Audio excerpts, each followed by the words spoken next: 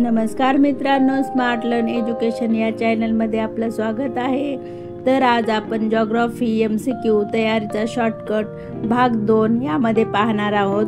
प्रश्न पहिला, महाराष्ट्रातील खालीलपैकी कोणत्या जिल्ह्यात सर्वात कमी तालुके आहेत? पर्याय आहे सिंधुदुर्ग, रायगड, धुळे, नंदुरबार। तर उत्तर आहे धुळे। 2 नंबरचा प्रश्न आहे, हिंगोली जिल्ह्याला कोणत्या जिल्ह्याची सीमा नाही?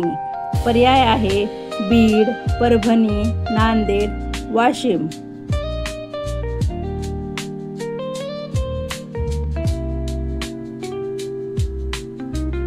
तर उत्तर आहे बीड। 3 नंबरचा प्रश्न आहे, तोरणमाळ हे थंड हवेचे ठिकाण खालीलपैकी कोणत्या जिल्ह्यात आहे? पर्याय आहे धुळे, जळगाव, नंदुरबार, नाशिक।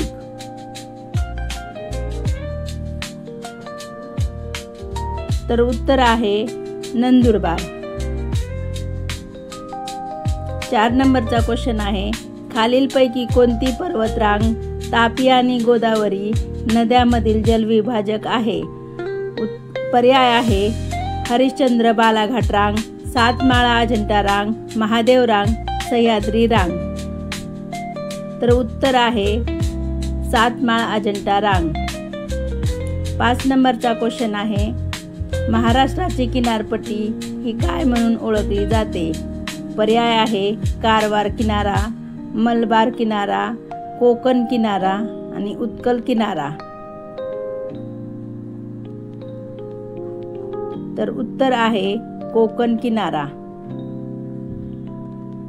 6 नंबरचा क्वेश्चन आहे, महाराष्ट्राच्या पूर्वेस तेलंगणा राज्याबरोबर खालीलपैकी कोणत्या जिल्ह्याची सरहद्द लागत नाही? पर्याय आहे चंद्रपूर, यवतमाळ, गोंदिया, नांदेड। तर उत्तर आहे गोंदिया। 7 नंबरचा क्वेश्चन आहे, खालीलपैकी कोणते शहर महाराष्ट्राची सांस्कृतिक राजधानी म्हणून ओळखले जाते? पर्याय आहे मुंबई, कोल्हापूर, पुणे, नागपूर।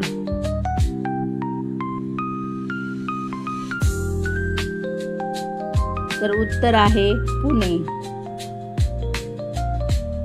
8 नंबरचा क्वेश्चन आहे, महाराष्ट्रातील खालील जिल्ह्यापैकी कोणता जिल्हा जालना जिल्ह्याच्या लगत शेजारी जिल्हा नाही?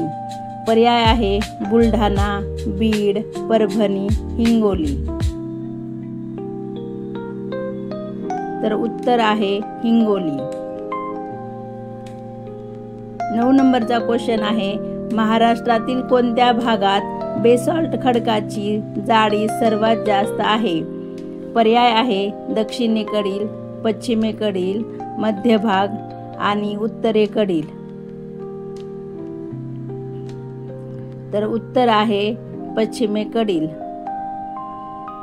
10 नंबरचा क्वेश्चन आहे, खालीलपैकी कोणत्या ठिकाणचे ऐतिहासिक नाव मोमिनाबाद असे होते? पर्याय आहे परळी वैजनाथ, पैठण, बीड, अंबेजोगाई।